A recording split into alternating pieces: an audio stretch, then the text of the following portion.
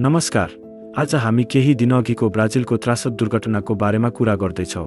जुन 21, 2025मा सान्ता कातारिना राज्यको कप्थरक्युकेमा 21 यात्रु लिएर उडेको बलुन अचानक आगोले जलेर विस्फोट भयो, जहाँ 8 जनाको मृत्यु भयो, जसमध्ये 4 जना जलिरहेको टोकरीबाट आगोमा परेका थिए र 4 जना भुइँमा खसेका थिए।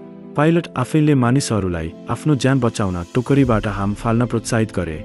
जम्मा 22 जना थिए र 8 जनाको मृत्यु भयो।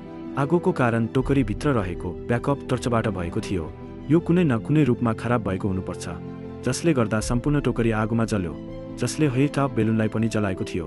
अब दुर्भाग्यवश पाइलटले जति सक्दो चाँडो तल झर्ने प्रयास गरे ताकि मानिसहरू आफ्नो ज्यान बचाउन टोकरीबाट हाम फाल्न सकुन्। उनले सक्दो सबै गरे, तर यो पर्याप्त थिएन। उनले मानिसहरूलाई टोकरीबाट हाम फाल्न निर्देशन दिए। 22 मध्ये 13 जना बाँचे र तिनीहरूमध्ये कोही पनि गम्भीर अवस्थामा छैनन्। उनीहरू सबैलाई तुरुन्तै अस्पताल लगिएको थियो र यो खसेको टोकरीको भग्नावशेष हो।